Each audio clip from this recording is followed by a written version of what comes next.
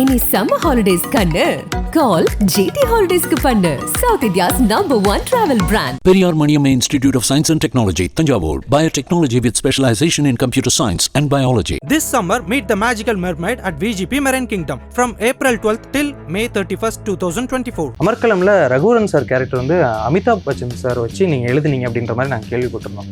அதை நீங்கள் அவர்கிட்ட போய் சொல்லிட்டீங்களா? ஃபுல்லாக நரேட் பண்ணி கிட்டத்தட்ட அது ஓகே ஆச்சா? ரொம்ப ஒரு அன்சர்டனிட்டி இருக்குது.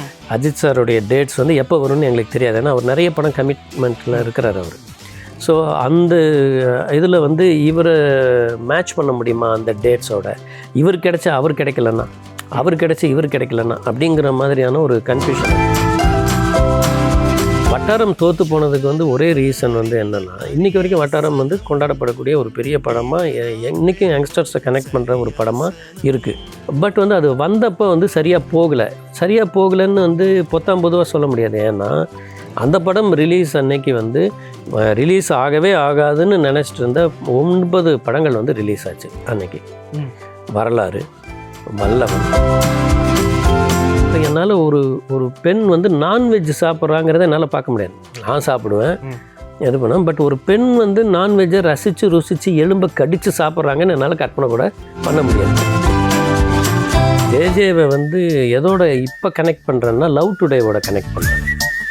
அமர்கலம் நீங்கள் வந்து எடுத்துக்கிட்டிங்கன்னா, அமர்கலமில் வந்து அது வந்து கதைங்கிறது வந்து யாரோட கதை வந்து ஒரு நாள் நானும் ராகுல் ராயும் காரில் வந்து ஒரு லொக்கேஷனுக்கு போயிட்டுருக்கும்போது ராகுல் ராய் என்கிட்ட சொன்னாப்புல, என்ன I have 2 mothers and 2 fathers. எப்படி சார், இப்போ பொதுவாகவே டேரக்டர் இப்போது டைரக்ஷனில் இருக்கும்போது நிறைய மார்க்கெட் வேல்யூஸ், அந்த மாதிரி ப்ரொடக்ஷன், இந்த மாதிரியான விஷயங்கள் இருக்கும்போது அந்த காலத்துக்கு இது ஹிட் ஆகணும், இந்த மாதிரியான ஒரு 4 சீன் கரண்ட் ட்ரெண்டிங்கில் இருக்கணும் இப்படின்னு எழுதுறது ஒரு வகை, இல்லை என் படம் காலத்துக்கும் நின்று பேசணும் அப்படின்றது ஒரு வகை. நீங்கள் எனக்கு 2வது வகைன்னு தோணுது. முதல் வகையை பற்றி நீங்கள் என்ன நினைக்கிறீங்க? இந்த 2வது வகையை வந்து ஐடியாவாக வச்சுக்கிட்டு யாருமே படம் பண்ண முடியாது. ஆக்சுவலாக it's a very very spontaneous. இது அவங்க பண்ணுற படத்துடைய தரமோ அல்லது அவங்க எடுத்துக்கிட்ட ஒரு விஷயமோ இல்லை அவங்க வந்து கையாளக்கூடிய ஒரு தனித்துவமான ஒரு பாணியோ தான் வந்து உங்களை வந்து இவர் வந்து எந்த மாதிரிங்கிறது வந்து நீங்கள் எடை போட முடியும். இப்போ சேது பண்ணும் பொழுது சேதுவால் தான் பாலாங்கிற ஒரு டைரக்டர் வந்து அவருக்கு அவரையே புரியும். ஓ, நம்மக்கிட்ட இதுதான் இருக்குது போல இருக்கு, இதை வந்து ஜனங்க வந்து கனெக்ட் பண்ணிக்கிறாங்க அப்படின்னு சொன்னால் நம்ம இப்படி தான் இருக்கணும், இதுதான் நம்மளுடைய பாணின்னு ஒரு டிக் அடிக்கிறார் அவர். அந்த மாதிரி தான் நானும். இப்போ நம்ம படம் பண்ணும்போது ஜனரஞ்சகமான ஒரு படம், அது வந்து காலத்தை கடந்து நிற்குமா தெரியாது. அந்தளவுக்கு நான் வந்து ஒரு கேபி சாரோ இல்லை மகேந்திரனோ கிடையாது. ஆனால் ஜெயிக்கிற டைரக்டராக இருக்கணுங்கிறது மட்டும்தான் நமக்கு வந்து அந்த நேரத்துக்கு வந்து இருக்கக்கூடிய ஒரு விஷயமா இருக்கும். அப்போ ஜெயிக்கிறதுக்கு உண்டான மூலக்கூறுகள்லாம் அந்த படத்துக்குள்ளே இருக்கா அப்படிங்கிறதெல்லாம் வந்து ஒரு செக்லிஸ்ட் வச்சு டிக் பண்ணுற மாதிரி. அது வந்து தனி செக்லிஸ்ட் கிடையாது. அது ஒரு கதை வந்து நான் வந்து எப்போவுமே ஃபுல்லாக வந்து ஒரு ஸ்கிரிப்டை முடிச்சுட்டு அதுக்கப்புறம் நான் போக மாட்டேன். ஏன்னா அந்த கதையை வந்து நம்மளை செலுத்தணும். ஒரு ரேஸ் மாதிரி இருக்கும் அது. நமக்கு சில சமயம் முந்துவோம், கதைக்கு முன்னாடி போவோம், சில சமயம் கதை வந்து நமக்கு முன்னாடி போகும். இப்படி மாற்றி மாற்றி போகிறதுக்கு வந்து இந்த 2 பார்த்து வந்து அந்த ஒரு ஸ்க்ரீன் ப்ளே பண்ணும்போது நமக்கு வந்து இருக்கணும். ஒரு கதையை எழுதும்போது அது ஒரு பேப்பரில் இருக்கும், ஒரு டேப்பில் இருக்கும். பட் அது செல்லுலாய்டில் வந்து நீங்கள் வந்து கன்வெர்ட் பண்ணும்பொழுது அதுக்கு நிறைய விஷயங்கள் இருக்குது, நிறைய அதுக்குண்டான ஒரு லாங்குவேஜ்னு ஒன்று இருக்குது. அப்புறம் அந்த நம்ம எழுத்தில் பார்த்த ஒரு கேரக்டர் வந்து ரத்தமும் சதையுமா நம்ம முன்னாடி நிற்க போகுது. அவங்க எப்படி உள்வாங்கிக்கிறாங்க, அவங்க எப்படி அந்த கதையை வந்து வெளிப்படுத்துகிறாங்க, அவங்களுடைய முக பாவனைகள் வாயிலான்னு ஒன்று இருக்குது. அந்த ஆர்டிஸ்டோடைய காம்பினேஷன்ஸ், மற்ற சக நடிகர்கள் அவங்க கிடைக்கிறது, இதெல்லாம் வந்து கம்பைன் பண்ணி நம்ம வந்து இப்போ நம்ம மனசுக்குள்ளே கதை எழுதும்போது ஒரு வீடுன்னு எழுதியிருப்போம். ஆனால் நமக்கு கிடைக்கிற ஒரு வீடு ஒன்று இருக்கும். அந்த வீடு போகும்போது அந்த டோப்போகிராஃபி வந்து நான் கதைக்குள்ளே அடாப்ட் பண்ணணும். அந்த லொக்கேஷனை நான் ஒரு கேரக்டராக உள்ளே கொண்டு வரணும். கொண்டு வந்தால் மட்டும்தான் என்னால் அதை ஷார்ட் டிவிஷனில் அதை எஸ்டாப்ளிஷ் பண்ண முடியும். இல்லைன்னா ஜஸ்ட் ஒரு கதையை சொல்கிறதுக்கு டைலாக்கும் இந்த மாதிரி வந்து சஜஷன் ஷாட்டு க்ளோஸ்அப் போதுமே. எதுக்கு வந்து நமக்கு வந்து ஒரு லொக்கேஷன் ஒரு நம்பகத்தன்மையோடு இருக்கணுங்கிறதுக்காக நம்ம அதெல்லாம் பண்ணுறோம். இப்போ அதில் வந்து ரொம்ப பிரபலமான ஒரு சீக்வன்ஸ் ஒன்று இருக்குது. நான் ஃபோன் பண்ணால் நீ வந்து அந்த ஃபோன் எடுத்து ஹலோன்னு சொல்கிறதுக்கு பதிலாக சிவானி என் பேரை சொல்லணும். இந்த 12 மணி நேரம் டைமு, இதுக்குள்ளே எப்போ வேணாலும் நான் அந்த ஒரு ஃபோனை பண்ணுவேன் அப்படின்னு. நீ எப்போ அந்த ஃபோன் வந்து பண்ணாலும் அது வந்து நான் நீயாக தான் இருப்பேன், உன் பேரை நான் சொல்லிகிட்டே இருக்கணும்னா சொல்லிப்பாரு, நல்லாயிருக்கும். இப்படிங்கிறது ஒரு பந்தயம். ஏன்னா அவன் பந்தயம் போடுறான். இது வந்து நான் கதை ஆரம்பத்தில் வந்து கிடையாது, அந்த சீக்வன்ஸே கிடையாது. ஆனால் அந்த சீக்வன்ஸ் வந்து கிட்டத்தட்ட ஒரு 1000 அடி தாங்குது. ஒரு ரீல் வந்து அது வந்து தாங்குது. ஆனால் அது ஒரு ஸ்பார்க் மாதிரி. கிரியேட்டர் வந்து எல்லா பக்கமும் கண் காது எல்லாத்தையும் திறந்து வச்சுருக்கணும். ஐ திங்க் ஹமாம் சோப்போட ஒரு ஆடு வந்து ஒரு பேப்பரில் வந்து வந்திருந்தது. இந்த மாதிரி எங்களுடைய டீலர்கிட்ட இருந்து ஒரு ஃபோன் வரும். அந்த ஃபோன் எடுத்து ஹலோன்னு சொல்கிறதுக்கு பதிலாக ஹமாம்னு சொல்லுங்கள், யார் கரெக்டாக சொல்கிறீங்களோ அவங்களுக்கு பரிசு அப்படின்னு சொல்லி ஒரு விளம்பரம். யாரோ ஒருத்தருடைய தாட், அது ஒரு காப்பிரைட்டரோட தாட், ஒரு ஒரு ஆட் ஏஜென்சியில் இருக்கிற ஒரு கிரியேட்டிவ் ஹெட்டோடைய ஒரு தாட் அது. ஆனால் அது வந்து எனக்கு வந்து ஒரு பெரிய ஒரு இன்ஸ்பிரேஷனாக இருக்குது. அடடே, இந்த மேட்ரு நல்லா இருக்கே, இதை நம்ம கதையில் இப்படி வச்சோம்னா எப்படி இருக்கும். அப்போ அந்த ஃபோன் கான்வர்சேஷனுக்குள்ளே என்னெல்லாம் நடக்கும், யாரெல்லாம் கூப்பிடுவாங்க, இதில் எப்போ வந்து அந்த பந்தயத்தில் வந்து இது சிவாங்கிறதுக்கு பதிலாக ஹலோன்னு சொல்லி மாட்ட போகிறா. அப்போ அந்த ஃபோன் கால் வந்து அவளுக்கு எங்கேருந்தெல்லாம் வரும், அவளுடைய கிட்டேருந்து வரும், கல்யாண வேலைகளில் இருக்கிறவங்க கிட்டேருந்து வரும். இப்படி எல்லா பக்கமும் இருந்து கடைசியாக அந்த ஒரு அந்த பந்தயம் முடிகிற அந்த டைமில் வந்து அவனுக்கு வந்து அந்த இடத்துல வேற ஒன்று நடக்கும். அதில் மைண்டு டிஸ்டர்ப் ஆவா. அப்போ தான் ஒரிஜினலாக இவன் ஃபோன் வரும், எடுத்து சிவான்னு சொல்கிறதுக்கு பதிலாக ஹலோன்னு சொல்லுவான். தோத்துட்டிங்களே, இனிமேல் நம்ம 2 பேரும் சந்திக்கிறத எப்படி தடுக்க முடியும் அப்படிங்கிறத இந்த ஹோல் சீக்வன்ஸுக்கு வந்து எனக்கு ஒரு ஸ்பார்க் வந்து ஒரு ஆட், ஜஸ்ட் ஒரு பேப்பர் ஆட். நான் முன்னாடியே இந்த கதையை வந்து எல்லாத்தையும் நான் ரெடி பண்ணி வச்சுட்டு வேற எதுவுமே நான் உள்ளே விட மாட்டேன் அப்படின்னு சொன்னால் அது வந்து இந்த ஜோஷ் வந்து வராது. சின்ன ஒரு ஆட் மேட்டர் இன்ஸ்பிரேஷனாக வச்சது தான் அந்த படத்தில் அந்த ஃபோன் கால் சீன் அப்படிங்கிற மாதிரி சொன்னீங்க. எனக்கு இப்போது அந்த இடத்துல அவங்க 2 பேரும் அந்த ஒரு சின்ன கேம் விளாட்றாங்களே, இந்த விஷயம் தான் எனக்கு இந்த ஜே படத்தில் அந்த நோட் விஷயம், அதுக்கு இது இன்ஸ்பிரேஷனா அப்படின்ட்டு நான் தெரிஞ்சுக்கணும். இல்லை அப்படி இல்லை. அது ஒரு யூனிக்கான ஒரு தீம் தானே. அது ஒரு பெரிய கேன்வாஸ். இது வந்து ஒரு சின்ன லிமிட்டட் கேன்வாஸ், அது ரொம்ப பெரிய கேன்வாஸ் அது. ஸோ அது பட் ஒரு ரெகுலர் இன்டர்வெல்ஸில் வந்து ஒரு ரொமான்டிக்கான ஒரு சப்ஜெக்ட் பண்ணும்போது அதில் இந்த மாதிரியான சில விஷயங்கள் வந்து இருந்தால் தான் அது வந்து 10ஓட 11 இல்லாமல் இருக்கும். நான் ஜேஜேவை வந்து எதோட இப்போ கனெக்ட் பண்ணுறேன்னா லவ் டுடேவோட கனெக்ட் பண்ணுறேன். மீன்ஸு அந்த அந்த ஒரு சின்ன ஒரு சேலஞ்ச் இருக்குல்ல, உன் ஃபோன் வந்து கை மாற்றி வச்சுக்கோங்க, எவ்வளோ நேரம் அந்த ஒரு நாளில் வந்து அது போதும், உனக்கு உங்கள் ரகசியங்கள் எல்லாமே அது வழியாக தெரியும் அப்படிங்கிறதான ஒரு பாயிண்ட் அதில். ஸோ அது எனக்கு அது மாதிரி சப்ஜெக்ட் வந்து இம்மிடியட்டாக நமக்கு வந்து உட்காருது. ஆடியன்ஸும் கனெக்ட் ஆகுறாங்க பாருங்கள். ஜஸ்ட் லைக் தட் ஒரு காதல் கதையாக இல்லாமல் அதில் இந்த மாதிரியான ஒரு விஷயம் இருக்கும் பொழுது தான் அதில் வந்து ஒரு வேல்யூ ஆட் ஆகுது. அண்டு ஒரு ரொம்ப ப்ரொவோகேட்டிவாக இருக்கும். ஒரு கிரியேட்டருக்கு வந்து ரொம்ப இது வந்து கிடைக்கிறதாங்க கஷ்டம். ஒரு ஒரு கதை எழுதும்போதோ ஒரு ஒரு ஒரு விஷயம் வந்து கிடைக்குது இல்லையா, இந்த மாதிரியான ஒரு விஷயம் கிடைக்கிறது வந்து அவ்வளோ எளிது கிடையாது. அது கிடைச்சிருச்சுன்னா அது முன்ன பின்ன கதையை அதுவே இழுக்கும். நம்ம வந்து கண்கூடாக நம்ம வந்து பார்க்கலாம், நம்ம எதுவுமே பண்ண தேவையில்லை. அது வந்து அந்த கதையை வந்து இந்த நாட்டு இருந்துருச்சு அப்படின்னா இந்த நாட்டை ஒரு மையப்புள்ளியாக வச்சுக்கிட்டு கேம்பஸ் மாதிரி வந்து அதை வச்சுக்கிட்டு ஒரு வட்டம் போடுறதுக்கு அது வசதியாக இருக்கும். இது இந்த பக்கம் எங்கேருந்து ஆரம்பிக்கும், இதுனா என்னென்னலாம் இருக்கலாம், எந்த மாதிரி கேரக்டர்ஸ் இருக்கலாம், இது எந்தெந்த மாதிரி ஸ்டெப்பில் போகலாம், எந்த பாயிண்டில் வந்து இந்த மெயின் நாட்டை வந்து கொண்டாந்து நம்ம அந்த இடத்துல வந்து ஜஸ்டிஃபை பண்ண முடியும், அதுக்கு என்ன மாதிரியான சிச்சுவேஷன்ஸ் வேணும், இப்படின்னு நம்ம பாட்டுக்கு அதில் வந்து ட்ராவல் ஆகிட்டே போகலாம். அது சார், இப்போது ஒரு படம் ஒவ்வொரு கிரியேட்டர்ஸ்க்குமே ஒவ்வொரு விதமான ஸ்டைல் இருக்கும். அவங்களுக்கு ஏதாவது ஒரு சீன் வந்துட்டு வரும், அதுலேருந்து ஸ்பார்க் கிடச்சி அந்த படத்தை டெவலப் பண்ணுவாங்க. சில பேருக்கு ஒரு கேரக்டரைசேஷன் பிடிச்சிருக்கும், அந்த கேரக்டர் சுற்றி நடக்கிற மாதிரியான விஷயங்கள் டெவலப் ஆகும். உங்களுக்கு எப்படி சார் ஃபஸ்ட்டு கேரக்டரைசேஷன் அந்த விஷயங்கள்லாம் தோணுமா, இல்லை ஏதாவது ஒரு சீன் வச்சுட்டு அதை டெவலப் பண்ணி ஒரு படம் அப்படின்ட்டு உருவாக்குவீங்களா? இது பேஸ்ட் ஆன் ரேண்டம் தாட்ஸ் தான். எப்போவுமே வந்து ஒரு ரேண்டமாக ஒரு ஒரு ஒரு கேரக்டரை வந்து நம்ம வந்து வச்சுக்கிட்டு ஒரு கதையை ஃபுல்லாக பிடிக்கிறதுங்கிறது வந்து ரொம்ப டஃப்பான டாஸ்க். அதுக்கு ஏதாவது ஒரு பேஸ் ஒன்று இல்லாமல் நம்ம வந்து எதையுமே அது மேலே அடுக்கவே முடியாது. முடிஞ்ச வரைக்கும் அந்த கதை கருவாக ஒரு கதை வச்சுக்கிட்டு அதில் கேரக்டரைசேஷன் வந்து இப்படி இருந்தோம்னா அது வந்து கரெக்டாக இருக்கும் அப்படின்னு வந்து நம்ம சொல்லலாம்.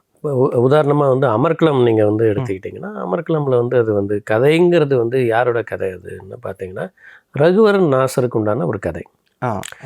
நம்ம எப்போவுமே பார்த்துட்டு இருக்கிற ஒரு எம்ஜிஆர் நம்பியார் படங்களில் இருக்கக்கூடிய ஒரு காட்சி தான். வில்லன் வந்து பையனை வந்து அவன் எடுத்துகிட்டு போய் வளர்ப்பான், கெட்டவனாகவே வளர்ப்பான். இது எம்ஜிஆர் படங்கள்லாம் நம்ம பார்த்துருக்கோம். அந்த கான்ஃப்ளிக்ட் வந்து அதுக்கப்புறம் அந்த ஹீரோக்கும் அவனுக்கும் வர்றது இதெல்லாம். அந்த நீங்கள் நேரடியாக அந்த கதையை பார்த்தீங்கன்னா, அது வந்து ரகுவரன் அண்டு நாசருக்கு இடையிலான ஒரு கதை. ஆனால் அந்த கதை வந்து அல்டிமேட்டாக இப்போ வந்து யாருடைய கதையாக இருக்குது, யாருடைய பாயிண்ட் ஆஃப் ஸ்டோரியாக இருக்குது அப்படின்னு சொன்னால், அது கண்டிப்பாக வந்து அந்த வாசு கேரக்டர், அஜித் அவருடைய கேரக்டர். நாட் வந்து ஒன்று இருக்குது. இந்த மாதிரி வந்து அந்த கதை ஆரம்பிக்கிற இடம் வந்து எங்கன்னா, ஒரு பொண்ணு அவங்க அப்பா வந்து அவளுக்கு தெரியாது, அவர் வேற ஒருத்தர் அப்பான்னு நினச்சிட்டு இருக்கிறா. அவள் ஒரு லவ் இதில் இருக்கா. அந்த லவ் வேண்டான்னு இவர் போய் சொல்கிறாரு. அப்போ அவள் எப்படி வந்து அவரை பாப்பா ட்ரீட் பண்ணுவாள், கான்ட்ராஸ்ட். அதுதான் ஒரு முக்கோணமான ஒரு கான்ட்ராஸ்ட் சீக்வன்ஸு. அதுதான் அந்த கதையோட மையப்புள்ளி. அதுலேருந்து தான் இந்த கதை ஆரம்பிக்குது. அதாவது ஸ்க்ரீன் பிளேவாக நான் வந்து அதை யோசிக்கும் பொழுது, அந்த கதையை ஜஸ்ட் ஒரு பென்சிலில் வச்சுக்கிட்டு நான் வந்து ஒரு ஒன்லைன் போடுறேன். 1/2 ஹவரில் அந்த கதை வந்து இன்டர்வல் வரைக்கும் ரெடி, ஒன்லைனில். மனசுக்குள்ளே அந்த கதை வந்துருச்சு. இனி அதனுடைய டெவலப்மெண்ட்டு செகண்ட் ஆஃப். அது போகிற போக்கில் நம்ம வந்து பார்த்துக்கலாம். இது ஸ்ட்ராங்காக இருக்கா அப்படிங்கிறது ஒன்று இருக்குது. எனக்கு வந்து ரொம்ப நாளாகவே வந்து இந்த அதாவது பேக் ஸ்க்ரீன் சினிமா தேட்டரில் அது ரொம்ப பிடிச்ச ஒரு விஷயம்.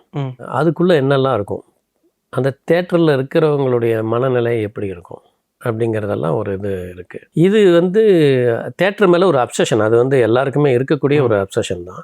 பட் வந்து எனக்கு வந்து என்னென்னா, அந்த தேட்டருடைய மேனேஜரை வந்து பார்க்க போகிறேன். அவர் வந்து மயிலாப்பூரில் இப்போ காமதேனு தேட்டர் வந்து இருக்குது. அந்த காமதேனு தேட்டரில் மேலே தான் அவர் குடியிருக்கிறாரு. நீங்கள் ஒரு ஆள் தேட்டரில் குடியிருக்கிறாரா அப்படின்ட்டு போகிறேன் நான். போனோன்னா தேட்டருக்குள்ளே போகிறோம், உள்ளே போகிறோம், முதல் மாடி பால்கனி இதெல்லாம் வந்து இதுக்கும் மேலே போங்கங்கிறாங்க. இதுக்கு மேலே கூரை தானே இருக்குது அப்படின்னு சொல்லிட்டு மேலே போகிறேன். மேலே போனால் தேட்டரோட கூரை இப்படி வந்து இப்படி இருக்குது, சரிஞ்சிருக்கு. அது பக்கத்தில் நடந்து போகிறதுக்கு உண்டான பாத்து இருக்குது.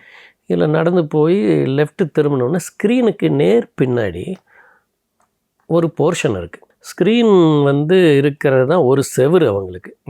Screen literally it's a screen.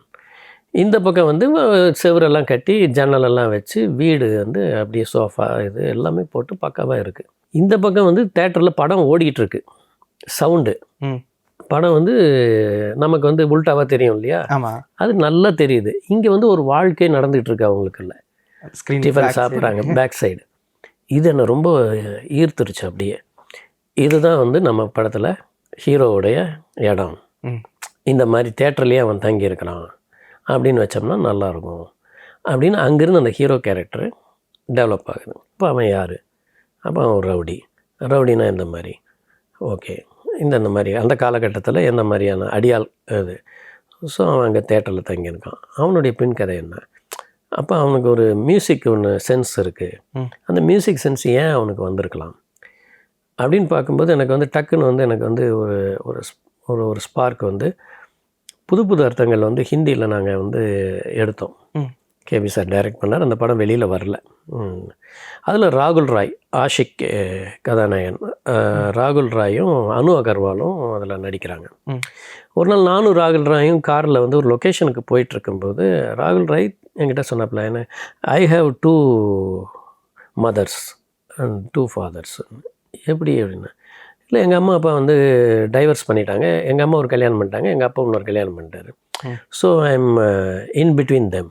இங்கே கொஞ்ச நாள் போவேன், அங்கே கொஞ்ச நாள் போவேன் அப்படின்னு போகிற போக்கில் ஒரு ட்ராவலில் சொன்ன மேட்ரு வந்து இதையும் இந்த ஹீரோக்கு பேக்ட்ராப்பாக நம்ம யூஸ் பண்ணக்கூடாது அப்படின்னு அங்கே வந்து அந்த கோர்ப்பு வந்து நடக்குது.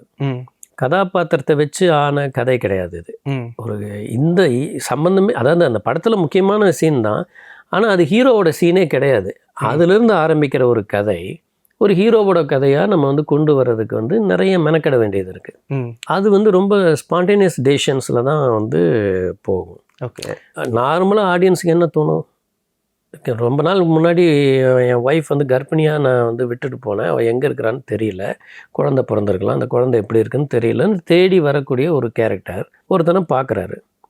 அப்போ அவர் சொல்கிறதெல்லாம் அவன் கேட்குறான், என்னமோ ஒன்று. அதுக்கு என்ன நம்ம வந்து இதில் காமிக்கணும், ஒரு சிங்கிள் ஐ ஷாட்டு. ரகுவரனோட ஒரு சிங்கிள் ஐ ஷாட், அஜித்தோட ஒரு சிங்கிள் ஐ ஷாட். இது போட்டோன்னே அஜித் கேரக்டர் கன்வின்ஸ் ஆகி அவர் சொல்கிறத கேட்குது. அப்போ ஆடியன்ஸ் மைண்டில் நம்ம என்ன விதைக்கிறோம் அப்படின்னு சொன்னால், கண்டிப்பாக ரகுவரனோட பையன்தான் அஜித். அதனால தான் ஒரு கனெக்டிவிட்டி இருக்குது. அவர் சொல்கிறதெல்லாம் இவன் கேட்குறான்னா ஏதோ ஒரு அப்போ நம்ம அப்படின்னு அவங்கள சிந்திக்க விடுறதுக்காக வேணும்னே அந்த பக்கம் ஷார்ட்ஸை வந்து அப்படியே போட்டு டெவலப் பண்ணிகிட்டே போகிறது. போயிட்டு யாருமே எதிர்பார்க்காத நேரத்தில் வந்து அந்த திருப்பத்தை வந்து ஷாலினி மேலே வச்சோம், அந்த கேரக்டர் மேலே. அப்போ ஆடியன்ஸுக்கு ஒரு சீட்லேருந்து அப்படி ஒரு துள்ளி குதிக்கிற மாதிரியான ஒரு ஜோல்ட் ஒன்று கிடச்சிது அது. ஸோ இது வந்து ஸ்க்ரீன் பிளேயில் கிடையாது, எடுக்கும்போது நடக்கிற ஒரு ரசவாதம் அப்படின்னு நம்ம சொல்லலாம் அது. ஓகே. இப்போ நான் சொல்கிறதுல எல்லாமே ரேண்டமாக இருக்கிற விஷயங்கள் தான். இதை வந்து நம்ம எந்த மாதிரி வந்து அதுக்குள்ளே ஒரு ஒரு கட்டுக்குள்ளே கொண்டு வரோம் அடுக்கிறோம் அப்படிங்கிறத வச்சுக்கிட்டு தான் இது இருக்குது. அதனால் என்னுடைய ப்ரிஃபரன்ஸ் வந்து மோர் தென் கேரக்டர் பேஸ், ஒரு நாட் பேஸில் தான் ஒரு கதையை வந்து உருவாக்க முடியுது. இப்போது நீங்கள் பேசிகிட்டு இருக்கும்போது எனக்கு இப்போ அமர்கலம்னு எனக்கு இந்த விஷயம் ஞாபகத்துக்கு வந்தது. அமர்கலமில் ரகுவரன் சார் கேரக்டர் வந்து அமிதாப் பச்சன் சார் வச்சு நீங்கள் எழுதுனீங்க அப்படின்ற மாதிரி நாங்கள் கேள்விப்பட்டிருந்தோம். அதை நீங்கள் அவர்கிட்ட போய் சொல்லிட்டீங்களா? ஃபுல்லாக நரேட் பண்ணி கிட்டத்தட்ட அது ஓகே ஆச்சா? அந்த படத்தினுடைய ப்ரொடியூசர் சத்யநாராயணா சார் வந்து அவர் வந்து he is very close to Amitabh. ஏன்னா அவங்க வந்து லக்ஷ்மி ப்ரொடக்ஷன்ஸ், பூர்ணச்சந்திராவுடைய யூனிட் அவர். நிறைய ஹிந்தி படம் வந்து பூர்ணச்சந்திராவ் லக்ஷ்மி ப்ரொடக்ஷன்ஸ் அவங்க பண்ணியிருக்கிறாங்க. அதில் அமிதாப் சார் வந்து நடிச்சிருக்கிறார். ஸோ எனக்கு வந்து அமிதாப் சாரை வச்சோம்னா ஈஸி ஆக்சஸ் தானே, அவங்கள வச்சு நம்ம பேசும்போது கரெக்டாக இருக்கும் அப்படின்னு சொல்லி அமிதாப் சாரை வந்து இது பண்ணலான்னு பார்க்கும்போது அவர் டேட் வந்து எப்போ கிடைக்கும்னு வந்து எனக்கு இந்த பக்கமும் ஒரு அன்சர்டனிட்டி இருக்குது. அஜித் சாருடைய டேட்ஸ் வந்து எப்போ வரும்னு எங்களுக்கு தெரியாது. ஏன்னா அவர் நிறைய படம் கமிட்மெண்ட்டில் இருக்கிறார் அவர். ஸோ அந்த இதில் வந்து இவரை மேட்ச் பண்ண முடியுமா அந்த டேட்ஸோட? இவர் கிடைச்சா அவர் கிடைக்கலன்னா, அவர் கிடைச்சி இவர் கிடைக்கலன்னா அப்படிங்கிற மாதிரியான ஒரு கன்ஃபியூஷன் இருந்தது. அவரும் வந்து பேக் டு பேக் ஏதோ படங்கள்லாம் பண்ணிகிட்டு இருந்தார். அதனால் அந்த டேட்டை பர்டிகுலராக எங்களால் அதை வந்து இது பண்ண முடியல.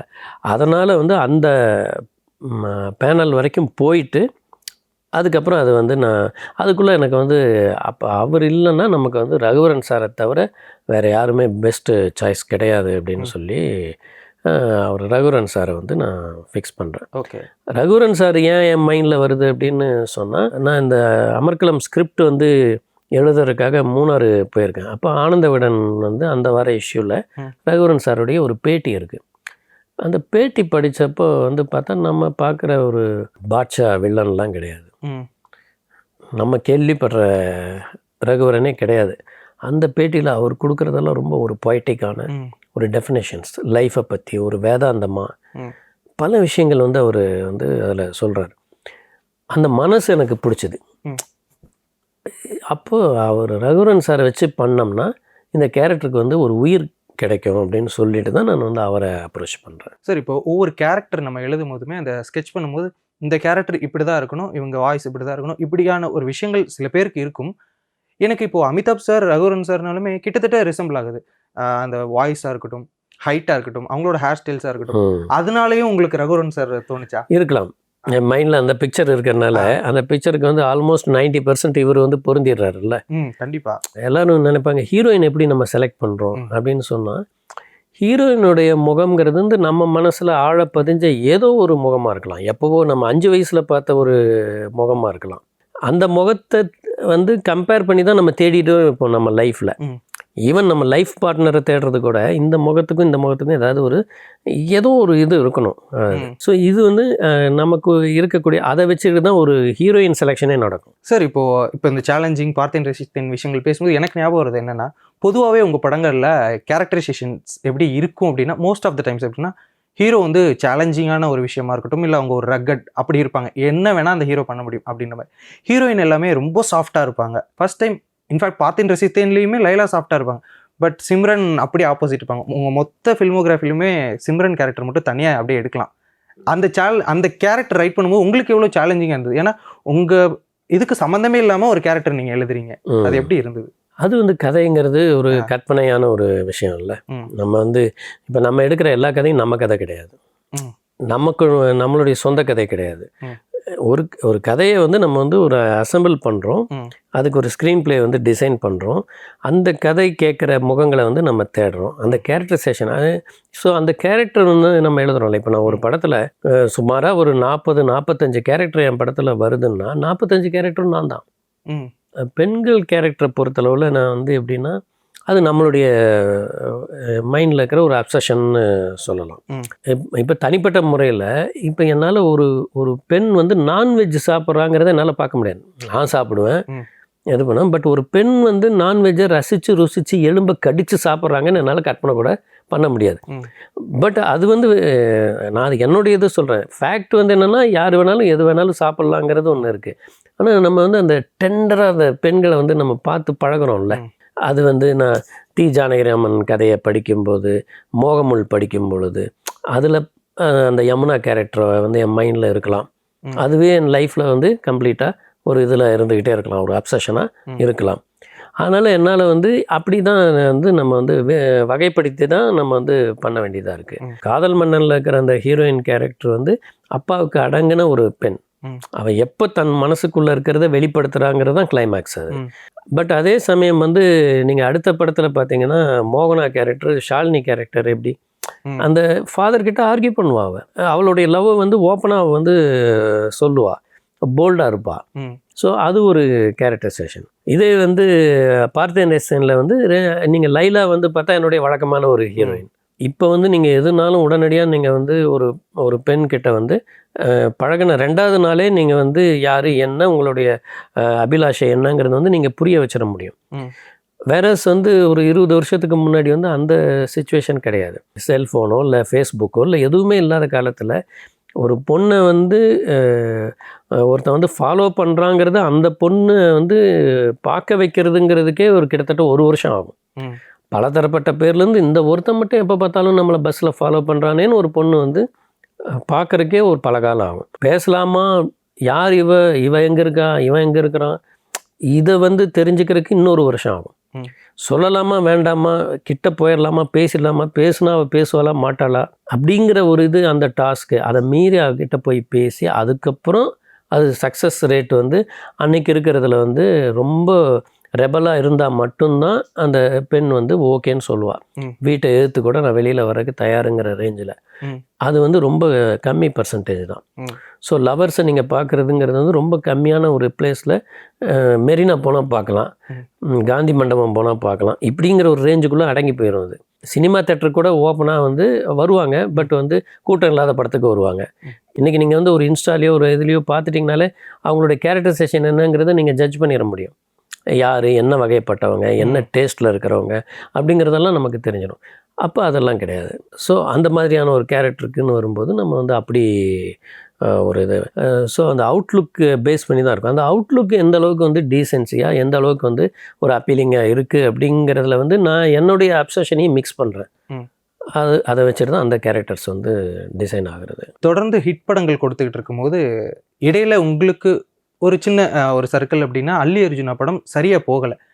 நீங்கள் உட்காந்து யோசிப்பீங்களா, ஏன் இந்த படம் ஏற்றுக்கலை மக்கள், இது என்ன சரி செஞ்சுக்கணும் அப்படின்னு சொல்லி யோசிச்சுப்பீங்களா? அதில் என்ன மிஸ்டேக் பண்ணீங்க நீங்கள் நினைக்கிறீங்க? அது வந்து என்னுடைய மிஸ்டேக்காக நான் நினைக்க மாட்டேன்.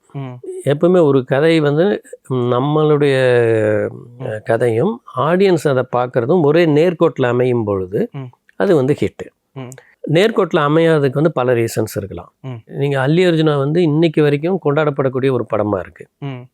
இது என்ன மோசமான படம்னு யாருமே சொல்ல. கண்டிப்பாக அவங்க வந்து அதை ஒத்துக்காத காரணிகள் வந்து வேறையாக இருக்கலாம். அந்த படம் வந்து ஒரு ராங் டைமில் ரிலீஸ் ஆகிருக்கலாம். அதனுடைய மற்ற படங்கள் வந்து ஏன்னா ஒரு பொங்கலுக்கு வருது, அந்த பொங்கலுக்கு வரும்போது மற்ற படங்கள்லாம் வரும்போது இந்த படம் வந்து தாக்கு பிடிக்கிறது வந்து கொஞ்சம் கஷ்டமான ஒரு சூழ்நிலை இருந்திருக்கலாம். ஸோ இந்த மாதிரி பல காரணிகள் இருக்கலாம். இப்போ வட்டாரம் தோற்று போனதுக்கு வந்து ஒரே ரீசன் வந்து என்னென்னா, இன்றைக்கி வரைக்கும் வட்டாரம் வந்து கொண்டாடப்படக்கூடிய ஒரு பெரிய படமாக, இன்றைக்கும் யங்ஸ்டர்ஸை கனெக்ட் பண்ணுற ஒரு படமாக இருக்குது. பட் வந்து அது வந்தப்போ வந்து சரியாக போகலைன்னு வந்து பொத்தாம்பொதுவாக சொல்ல முடியாது. ஏன்னா அந்த படம் ரிலீஸ் அன்னைக்கு வந்து ரிலீஸ் ஆகவே ஆகாதுன்னு நினச்சிட்டு இருந்த 9 படங்கள் வந்து ரிலீஸ் ஆச்சு அன்னைக்கு. வரலாறு, வல்லவன், இப்படி அதாவது எவ்ரி டைம் வந்து அந்த படங்கள்லாம் ரிலீஸ் ஆகும்னு சொல்லுவாங்க, ரிலீஸ் ஆகாது. ஸோ அந்த படங்கள்லாம் ரிலீஸ் ஆகாதுங்கிற ஒரு மூடில் தான் வந்து இந்த படத்தை வந்து நம்ம தேட்டருக்கு கொண்டு வந்தோம். அப்போ அந்த படங்கள்லாம் ஓவர் நைட்டில் ரிலீஸ் ஆகும்போது அந்த ஒரே நாளில் நான் வந்து தேட்டர்லாம் போடும்பொழுது என்ன ஆகுதுன்னா, இந்த படம் வந்து அப் டு கிளாஸ் போடுவாங்க. இப்போ சார் அந்த படம் வந்துச்சுன்னா இந்த படத்தை எடுத்துருவோம், அது சம்மதம்னா போடுறோன்னு சொல்லி தான் போடுவாங்க. அந்த படம் இங்கே வரப்போகுது, அதுக்கு நிறைய பிரச்சனை இருக்குது, அது வராதுன்னு நினச்சி நம்ம சைன் பண்ணியிருப்போம். ஆனால் அன்றைக்கி ரிலீஸ் அன்றைக்கே வந்து அது இதாகி ஒரு நாள் தள்ளி அந்த படங்கள் வந்து தேட்டருக்கு வந்துருச்சு. அப்போ ஆட்டோமேட்டிக்காக என்ன ஆகும், அப் டு கிளாஸ் இந்த படத்தை எடுத்துகிட்டு அந்த படத்தை போட்டுருவாங்க. ரெண்டாவது அந்த நேரத்துக்கு வந்து ஒரு 5 நாள் வந்து பேய் மழை அடிச்சுது. இந்த பேய் மழையை மீறி வந்து ஜனங்க போய் பார்க்கக்கூடிய படமாக இருந்தால் அது வந்து அஜித் படமாக இருக்கும், சிம்பு படமாக இருக்கும், இப்படி தான் இருக்குமே தவிர இந்த படத்தை வழிஞ்சு வந்து அவங்க பார்க்கணுங்கிற ஒரு இது இல்லை. ஏன்னா அப்போ ஆர்யா வந்து அப்கமிங் ஸ்டார், அவ்வளோதான். ஸோ இதுதான் வந்து அதுக்கு உண்டான ஒரு காரணமாக இருக்குமே தவிர, அப்போ நம்ம யோசிக்கும்போது நான் வட்டாரம் பற்றி என்ன யோசிப்பேன், கொஞ்சம் 3 மாதம் முன்னாடி நம்ம ரிலீஸ் பண்ணியிருக்கலாம், ஆகஸ்ட்டில் பண்ணியிருந்தால் தப்பிச்சிருக்கலாம், அல்லது வந்து இன்னும் 3 மாதம் தள்ளி ரிலீஸ் பண்ணியிருக்கலாம், நம்ம ஏன் தீபாவளிக்கு வந்தோம், இதுதான் நான் வந்து யோசிக்கணுமே தவிர அந்த கதையில் வந்து ஏதாவது தப்பு இருக்கான்னு நான் யோசிக்கவே முடியாது. கண்டிப்பாக அல்லி அர்ஜுனாலேயும் நான் அப்படி யோசிக்கவே முடியாது. அல்லி அர்ஜுனா ரிலீஸ் ஆகும்போது ஜெமினி பாதி நடந்துகிட்ருக்கு. அப்போ நான் வந்து அதை வச்சு நான் இதை குழப்பிக்க முடியாது. இது வேறு பேட்டர்ன், இதனுடைய ஸ்டோரி, இதனுடைய இதெல்லாம் இது வந்து வேறு. இது இவ்வளோ பெரிய வெற்றி அடையுமான்னு எனக்கு அப்போ கூட தெரியாது. ஜெமினி வந்து அவ்வளோ பெரிய ரோரிங் சக்ஸஸாக இன்றைக்கி வந்து நீங்கள் வந்து ஜெமினியோட சக்ஸஸை வந்து ஒரு RRR ஒன்று சக்ஸஸ்ஸு பாகுபலியோட சக்ஸஸோடு நீங்கள் ஒப்பிடலாம் கலெக்ஷன் வைஸ் அந்த பீரியடை பொறுத்தளவில். ஸோ அது அப்படி போகுமா, இல்லை அல்லி அர்ஜுனா இப்படி போகுமான்னு யாருக்காவது தெரியுமா? Nobody can. சார் இப்போ எனக்கு வட்டாரம் வந்து எனக்கு ரொம்ப ஃபேவரட் சார் உங்களோட ஃபில்மோகிராஃபியில். அந்த வட்டாரம் படத்தை வந்து ரொம்பவே உங்கள் ஜானர், உங்களோட அந்த பிளாட் செட்டிங், அந்த விஷயங்களுக்கு அப்படியே அப்பாற்பட்டதாக இருக்கும், ரொம்ப டிஃப்ரெண்ட்டாக இருக்கும். அதுக்காக என்னென்ன ஸ்டடீஸ் நீங்கள் பண்ணீங்க? ஐ மீன் அதில் நிறைய கன்ஸ் சொல்லுவாங்க, அந்த கன்னில் இருக்க விஷயங்கள்லாம் சொல்லுவாங்க, அதுக்கு என்னென்னலாம் பண்ணீங்க நீங்கள்? அதை பற்றி புக்ஸ் படித்தேன். அந்த ஒவ்வொரு அந்த கன் பற்றின அந்த புக்ஸ் எல்லாம் வந்து படித்து ரிசர்ச் பண்ணி அதனோட கேலிப்ரேஷன்ஸ் எல்லாம் நோட் பண்ணி அதெல்லாம் வந்து இதில் வந்து யூஸ் பண்ணணும் அப்படிங்கிறதுக்காக பண்ணது. அது மட்டும்தான் ஹோம்ஒர்க்கு. மீதி அந்த படம் முழுக்கவே வந்து ஆன் த ஸ்பாட்டில் டெவலப் பண்ணது. ஓகே. ஷூட்டிங்கில் வந்து ஒரு ஒரு ஐடியா மட்டும் வச்சுக்கிட்டு ஷூட்டிங்கில் அதை வேறு மாதிரி மாற்றிட்டே இருந்தேன் நான். ஓகே. அது வந்து எவ்ரி மூமெண்ட் வந்து அது வந்து எழுதப்பட்ட மூமெண்ட்டே கிடையாது, அது எடுக்கப்பட்ட மூமெண்ட், அது அவ்வளோதான். அதில் எனக்கு ரொம்ப பர்ஃபெக்டாக இருந்தது என்னென்னா காஸ்டிங். ஆர்யா சாராக இருக்கட்டும், நெப்போலியன் சாராக இருக்கட்டும், அவ்வளோ அழகாக காஸ்ட் பண்ணியிருந்தீங்க. தென் அப்போது அப்கமிங் ஸ்டாராக இருந்த ஆர்யா அவர்கள் வச்சு இவ்வளோ பெரிய கதை ஓகேவா இருக்குமா? ப்ரொடக்ஷன்லேருந்து எதுவும் ப்ரெஷர் உங்களுக்கு வரலையா? வேறு யாராவது காஸ்ட் பண்ணலாம் அந்த மாதிரியான விஷயங்கள்? ப்ரொடியூசரே நான் தானே, அதனால் அந்த இது இல்லை, நான் நினச்சதை பண்ணணும் அப்படிங்கிறதுக்கு. ரெண்டாவது அந்த கேரக்டர் பண்ணுறதுக்கு வந்து ஒரு ஸ்டர்ன் ஃபேஸ் ஒன்று வேணும் எனக்கு. வந்து எந்த மூடும் அந்த முகத்தை வந்து காட்டக்கூடாது. அப்போ அறிந்தும் அறியாமலம்ல வந்து ஆர்யா பண்ண அந்த ஒரு ஜோஷான ஒரு அந்த கேரக்டர் எனக்கு ரொம்ப பிடிச்சிருந்தது. அதை கான்ட்ராஸ்டாக பண்ணுறதுக்கு வந்து இந்த கேரக்டர் கரெக்டாக இருக்கும். அண்டு அந்த கேரக்டர் தான் அப்போ தான் வந்து 2வது படமும் 3வது படமும் ஆர்யாவை பொறுத்தளவில். ஸோ அது பண்ணால் நல்லாயிருக்கும் அப்படின்னு நான் டிசைட் பண்ணேன். அண்ட் அஃப்கோர்ஸ் ரகுவரன் சார் தான் நெப்போலியன் ரோல் பண்ண வேண்டியது. அவரை என்னால் கான்டாக்ட் பண்ண முடியல அந்த நேரத்தில். அவர் சரின்னு சொல்லியிருந்தார், பட் அதுக்கப்புறம் அவரை என்னால் ரீச் பண்ணவே முடியல. அப்புறம் சரி ஷூட்டிங் ஆரம்பிக்க வேண்டிய ஒரு கட்டாயம்னு வரும்பொழுது வேறு யாரை பண்ணலாங்கும் போது தான் நெப்போலியன் சார் வச்சு பண்ணால் புதுசாக இருக்கும் அப்படின்னு ஒரு இது இருந்துச்சு. ஸோ அதுக்கு வந்து என்னென்னா அவர் ரியல் லைஃப்பில் வந்து நீங்கள் வந்து அதில் பார்த்த கேரக்டர் மீன்ஸ் அந்த அவுட்லுக்கில் ஒரு கோட் சூட் போட்டு ஒரு ஐடி ஃபீல்டை வந்து ரன் பண்ணிகிட்டு இருக்கக்கூடிய ஒருத்தர். ஆனால் ஒரு படத்தில் பார்த்திங்கன்னா அவருக்கு வந்து வேட்டியும் அறிவாளும் தான் கொடுப்பாங்க. ஸோ அதை நான் வந்து மாற்றி அவருக்கு வந்து இது பண்ணும்போது அவர் வந்து அவருடைய கெட்டப்பு, அந்த ஹேர் ஸ்டைல் எல்லாமே மாற்றினார். அதுக்காக மாற்றி அவர் ரொம்ப அழகாக பண்ணார், ஃபஸ்ட் கிளாஸாக பண்ணி கொடுத்தாரு. ஓகே. இன்ஃபேக்ட் அவர் வந்து அந்த கேரக்டரை வந்து நான் வந்து 100% நெகட்டிவ் கேரக்டராக இருந்தது அவரை கேஸ்ட் பண்ணும் பொழுது. அப்போ அவர் சொன்னார், சரண் நான் பாலிடிக்ஸ்லேயும் இருக்கேன், ரொம்ப நெகட்டிவாக இல்லாமல் பார்த்துக்குங்க அப்படின்னாரு. அப்போ அந்த கேரக்டர் பேலன்ஸ் பண்ணுறதுக்கு தான் நான் வச்சது தான் ஒருத்தன் காலை பிடிச்சி ஒருத்தன் வாழக்கூடாது அப்படிங்கிற அந்த டைலாகும் அதை ஜஸ்டிஃபை பண்ணுற மாதிரியான ஒரு கிளைமேக்ஸ் லீடும் படத்தில் பார்த்தீங்கன்னா அவருடைய கேரக்டர் வந்து அவர் தான் ஏமாந்துட்டு இருப்பார். பட் வந்து அவர் வந்து அவனை நம்புவார். அப்படிங்கிற மாதிரி அதை வந்து அந்த கேரக்டர் வந்து அப்படி பண்ணனால தான் ரொம்ப யூனிக்காக இருந்தது. அது தேங்க்ஸ் டு நெப்போலியன் சார். அந்த அந்த கேரக்டர் ஒரு டிஃப்ரெண்ட்டாக அமைஞ்சதுக்கு வந்து அவர் தான் ஒரு முக்கியமான காரணம். நல்லா பண்ணுங்க sir. We are waiting for your come back and நிறைய விஷயங்கள் பகிர்ந்துக்கிட்டீங்க. உங்களுடைய நேரத்திற்கும் கருத்திற்கும் நன்றி சார். தேங்க்யூ. இனி சம்மர் ஹாலிடேஸ் கண்ணு கால் GT ஹாலிடேஸ்க்கு பண்ணு. South India's #1 travel brand. Periyar Maniamma Institute of Science and Technology, Tanjavur. Biotechnology with specialization in computer science and biology. This summer, meet the magical mermaid at VGP Marine Kingdom from April 12th till May 31st, 2024.